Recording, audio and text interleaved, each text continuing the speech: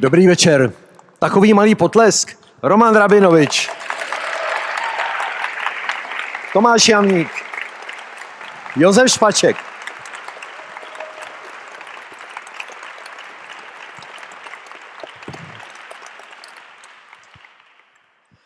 Než dáme trochu řeč o koncertě a o Akademii, já jsem plný jednoho průzkumu, který jsem dneska ráno četl v BBC Music Magazine. A ten průzkum inicioval London Symphony Orchestra mezi diváky a návštěvníky koncertů, jak by si to přáli, jak by přáli si, aby koncerty vypadaly. Well, before we start talking a little bit about the content of the concert, I'm full of new information about the inquiry by London Symphony Orchestra among its visitors about what they wish the concerts of this century look like. 76% of those who replied wanted the concerts to be different. What does it mean different? 27% wanted concerts without intermissions and shorter. That's one point. Second point, já to přeložím za chviličku, aby si pánové mohli rozmyslet, co si o tom myslí. Second point, most of them wished to be able to wear informal dress. They want to have more information about the content of the concerts by conductors before the concert and soloists after the concert, which is exactly what you're doing at Dvořákova Praha. And younger audiences would like to use social media during the concert, sending messages or even taking pictures and film clips. I'll give you a little time to ponder about what you think about it and I'll translate into Czech, okay? Tak vy jste většinou rozuměli, ale já to radši ještě pro jistotu přeložím. Průzkum, který zveřejnil BBC Music Magazine a který se ptal diváků, kteří chodí na koncerty London Symphony Orchestra, jak by si v 21. století představovali ty koncerty klasické hudby. 3/4 říkali, že to chtějí jinak. 27% si přálo, aby koncerty byly kratší a bez přestávky. Skoro stejný počet lidí chtěl, aby mohli chodit oblečeni neformálně na koncerty. A co bylo dál? Pak si přáli, aby mohli, a zvláště ti mladší, používat během koncertu sociální média, posílat SMSky nebo fotit, anebo dokonce pořizovat krátké filmové klipy. So what would you agree with and what would you strongly disagree with potentially? Roman, what do you think? Shorter concert without intermissions, yes or no? Well, why not? I mean, I think it really depends on the place, the circumstance, the space, the hall, the culture of the people. I don't see anything wrong with having a possibility of a shorter concert without intermission, if it's done in a tasteful and interesting way. I'll translate in a moment. What would you think about informal dresses and social medias? Tomáš. So informal dress, yes. Mm-hmm. Social media, no. And Josef? I don't know. I think I would just keep the concerts the way they are. Conservative answer. Tak velmi stručně, ohledně těch koncertů bez přestávky, Roman říká, no ono záleží na okolnostech, záleží v jakém je to sále, v jakém prostředí, jaká je místní kultura té společnosti, takže nelze to generalizovat, obecně proč ne, ale nakonec proč jo. Ohledně neformálního oblečení a sociálních médií, první, říká Tomáš, první ano, druhé ne. A Josef to spláchnul jednoduše, ten říkal, ať to zůstane, jak to je. Potlesk. May I clarify something? Yes. I think I don't mean to replace the old, tradition of presenting concert, but as an alternative to have in addition. Why not? Já nechci bořit tradice, ale konec konců proč nějaké změny by nemohly být. Let's talk very shortly about the content of this concert. How did you create the content? Who proposed Chausson? Who proposed Martinu? And who asked Jiří Gemrot to compose the devilish whim or whip? Yes. Exactly. Exactly. Tak teď se budeme chvilinku bavit o tom obsahu koncertu, kdo vybral ty jednotlivé skladby a kdo oslovil Jiřího Gemrota, tady Jiří asi je, s tou skladbou, o které Tomáši jsme telefonovali, tak mi žertem říkal, to by se nemělo v angličtině jmenovat ďábelský rozmar, ale ďábelský bič. So... Yes, I would start with this because this new piece written for us, for the ensemble and me, is, I think, incredible. I think the composer is gone because he had to catch the train. Really? Yes, he lives outside of Prague. I saw him in the backstage, but probably is leaving. I think all composers do live outside of big cities to have some inspiration. And yes, when I got it, I saw in the instrumentation that there is a xylophone and a whip. It's called like this, actually. It's an instrument, yes. And you saw it. It's this clapping thing. And I didn't know that it's clapping thing. I thought it's really a whip. I was really looking forward to see the whip on the stage, It would be so cool. No Tomáš říká, myslím, že Jiří Gemrot už tady není, protože bydlí za Prahou, takže spěchal na vlak. Je zvláštní, že všichni skladatelé bydlí za Prahou někde. Ale každopádně, když jsem tady viděl partituru, tak právě mě tam zaujalo takové to něco, co bude mlátit. A říkal jsem si, no to bude teda něco, opravdu bič na pódiu v Rudolfínu, to teda bude zážitek. Chausson and Martinu was your idea or yours? I would just conclude yes. that this Chamber Music Academy we are speaking about, because tonight, of course, we were in the front, but we were not like soloists. You could see it was all about chamber music, even the Martinu Concertino. Coming from neoclassicist form, Haydn, which used to also involve soloists as an ensemble part. So I think this evening we fulfilled this wish of Martinu to play this piece as a chamber music. And I played it many times, Martinu Concertino, and honestly, this was first time I was really feeling some jazz, some vibes, and it was only because the youngsters were giving all the energy. So when we were composing the pieces, we were just thinking how to show the best out of the ensemble, because Czech Chamber Music Academy has a lot of young students and we just wanted to show all of them. Teď z Tomáše promluvil jakýsi umělecký vedoucí té Akademie komorní hudby. Já začnu od konce. Klíčem k tomu výběru repertoáru bylo, abychom dali příležitost těm studentům a studentkám, které s námi vytvořili tady celek, o kterém bych rád řekl, říká Tomáš, že neberte nás jako tady 3 sólisty. My jsme byli součástí toho komorního souboru a myslím, že Martinu by byl velmi rád, kdyby nás slyšel takhle právě hrát v tomto podání. A mně to zní úsměvně, že Tomáš říká ti mladí, jako by pro mě je to dítě Tomáš. Tak, že ti mladí tomu dodali, že cítil jsem tam ten jazz tentokrát, tu energii a to vlnění. Well, he said everything about the concert, so let me talk a little bit about the two of you. I understand you became friends during your studies at the Curtis Institute of Music, right? Yes. Who was the one who opened your friendship? How was it like? Tell us something.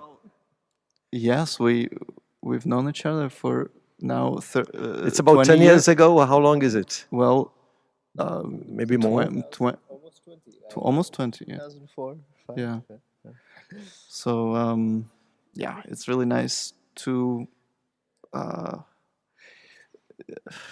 continue earlier childhood young adolescent friendships in such a way to continue to play with each other. It's wonderful. Maybe you should tell us something a little bit about the Curtis Institute of Music, Yes. because it's really something. And I read that only 4% of those who apply are actually becoming students, which is fascinating. I believe that And it it's tells about the two of you a lot. Yes, I believe that it's the smallest acceptance percentage of any school in the U.S. So, And you have to apply, and then there is an audition. yes, yes, and it's And you don't have to pay for your studies? Yes, it's a free It's fascinating. tuition, and it's full of legendary pedagogues and a really deep tradition that goes all the way to Rudolf Serkin and Zimbalist and people like this. The institute will have 100 years anniversary next year. Yes. Tak protože o repertoáru docela komplexně pohovořil Tomáš, tak já jsem teď otevřel jiné téma. Tito dva, Roman a Josef, se poznali během svých studií na Curtis Institute of Music v Americe. Kdy to bylo? Jsem říkal, před 10 lety.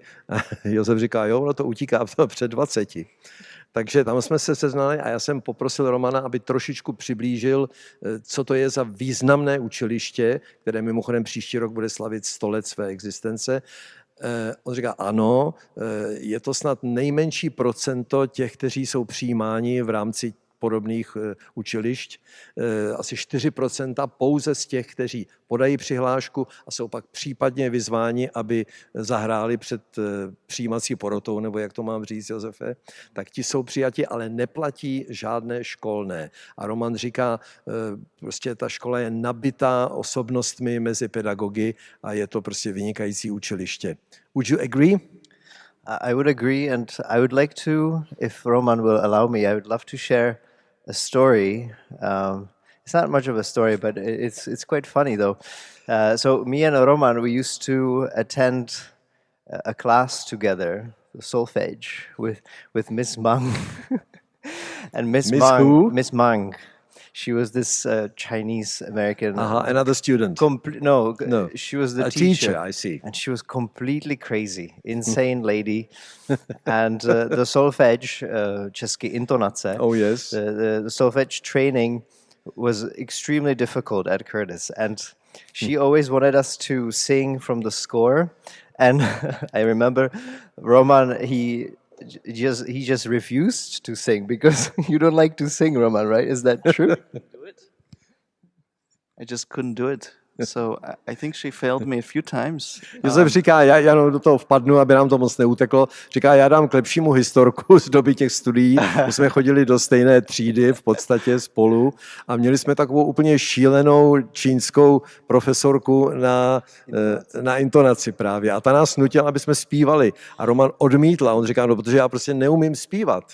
And she used to always strike people out. So she would, if you miss something, she would be like, strike one. I remember with the and then it was strike two. And then it was fail after. And I think Roman, unfortunately, you have to. A zkrátka, ona byla přísná, ona prostě dávala napomenutí a Roman málem používala ten bič a když to bylo 3krát, tak odejdi z místnosti a prostě bylo to legrační. Já myslím, že tohle taky zaslouží potlesk.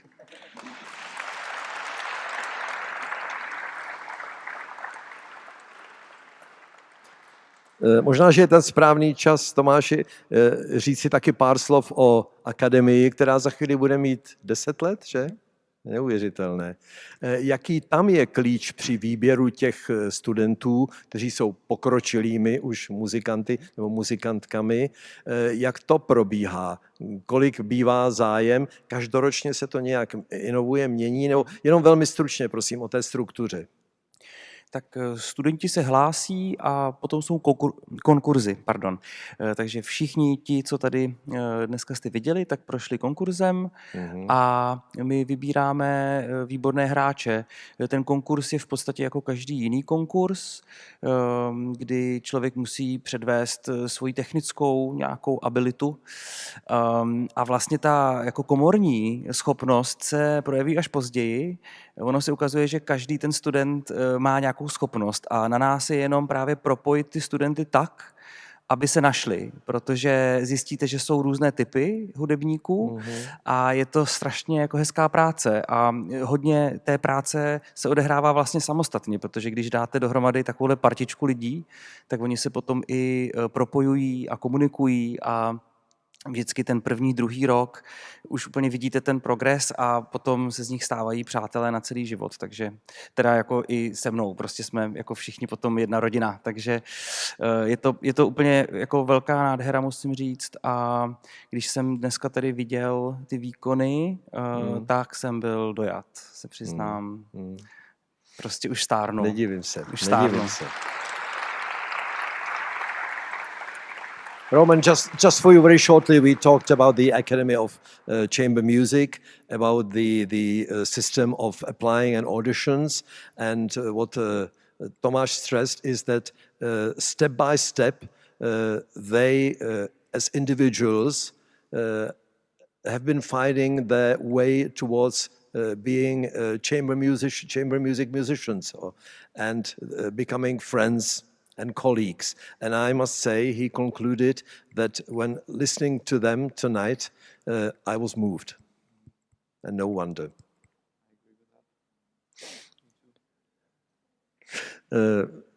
Tomáši, vy jste strávil teď několik měsíců v Americe. Thomas spent a couple of months in America, in your America too, playing, but also studying about your famous predecessor, Ševčík. Yes.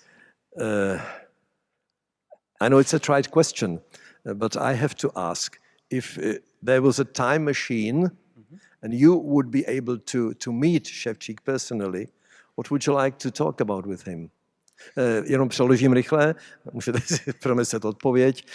Jak možná většina z vás ví, tak Tomáš Jamník strávil několik měsíců v Americe, kde nejenom hrál, ale šel odborně po stopách slavného Otakara Ševčíka.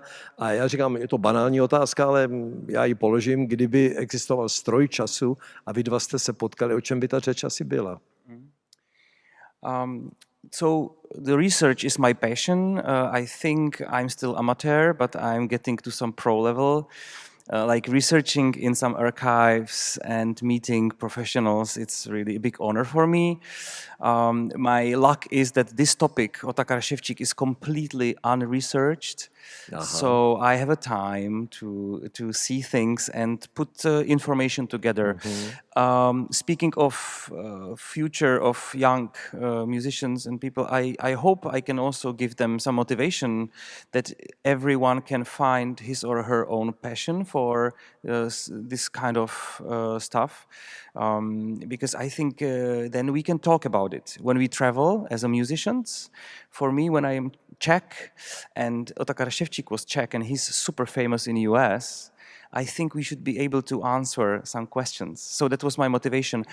And speaking of the time machine, I think Ševčík invented time machine. Did he? Yes, I think so, because it's incredible how many places he have been to. He spent 2 years in Salzburg at Mozarteum. He was 17 years in Ukraine, in Kharkiv and Kiev. He was 7 years in Vienna. He was then 3 times in US. He was still teaching in Písek, traveling to Prague and Vienna. It's quite incredible. So my question would be, how can I build this machine? How many lives did he have? Yes, exactly. He was incredibly hardworking person. Yeah. Zase přeložím, alespoň zestručním, čas utíká. Ševčík byl Čech, jako jsem já například, ale byl nesmírně slavný v Americe. A já bych ten jeho příklad chtěl přenášet na naše studenty, abychom šli v jeho stopách. A chci říci, že já jsem amatérský výzkumník ale tím víc mě to baví a u Ševčíka se mohou vyřádit, protože on je absolutně nezmapován těmi průzkumy odbornými. Takže to je ta další radost. A ohledně toho stroje času, no, já si myslím, že on vynalezl Ševčík stroj času, protože co on stihl je neuvěřitelné. Nejenom, že tady cestoval mezi Pískem a Prahou, ale on byl, kdeže to byl, 17 let na Ukrajině, 7 let kdeže? Ve Vídni a předtím 2 roky někde ještě v Salzburgu. Takže co on stihl, bylo prostě naprosto neuvěřitelné. Takže to je o výzkumnické vášni Tomáše. Josef, the word was passion. What is your passion? Still electric cars? That's my favorite topic with him, you know. Yeah. A co je jeho vášní, se ptám teď, když tady byla výzkumnická. Jsou to ta elektroauta? I think anything electric, actually. I like the electric people also. Yeah, no, I like the progress with mobility, and I use, besides electric cars, I also have an electric bike and electric scooter. Really? Except I don't have an electric violin though. But no, to nejenom elektroauta, ale já prostě mám rád mobilitu, mám rád pokrok, vývoj, takže já mám i elektroskútr a co ještě elektrokolo. Maybe similarly to Antonín Dvořák, who also liked progress and mobility, especially the trains. Yes, and locomotives. Roman, Dvořák said that he would give all his symphonies for inventing a locomotive. Yes. Dvořák přece to víme, že řekl, že by dal všechny své symfonie za to, kdyby vynalezl lokomotivu. Well, I'm glad he didn't do that. To jsem rád, že to neudělal. The word was passion. Passion for research, passion for electric and then mobility. Is your passion being in the woods and in the mountains? As I read in one of your interviews, you see. Já jsem četl v jednom z rozhovorů s Romanem, že jeho vášní nebo jeho radostí je být v lese nebo na horách. Is it true? Well, I live now in close vicinity to the mountains. I live in Canada, close to the Rocky Mountains, which is quite spectacular place. So I try to take advantage of this opportunity to be in nature. Yes, it's a recent passion, you could say. But other than that, I've always been actually quite happy reading and painting. It's my painting, my yeah, that passion, would be another topic. Mm-hmm. Composing, I love. Ano, snad se to dá nazvat vášní, ale já skutečně mám rád přírodu a hory a jsem obdarován nebo jsem šťasten, protože v Kanadě žiju poblíž skalistých hor, mám je skoro za domem, takže to je naprosto úžasné. Jinak hrozně rád čtu a maluju, to by bylo další velké téma. Já do toho vstoupím. Roman je fantastický malíř, který má výstavy. Mm-hmm. On si nemaluje jen tak. Talking about exhibitions of yours, you see. Roman has exhibitions, and he's I think as good as a painter as he's a pianist. Myslím, že je skoro tak dobrý hudebník jako malíř, ano. Anyway, Roman, it was a real pleasure to have you here. Thank you for being here. It's for me a vám, pánové, moc děkuju za Akademii a za ten dnešní krásný večer. Vše dobré, Tomáši, vše dobré, Josefe. All the best, Roman. A děkujeme, že jste zůstali.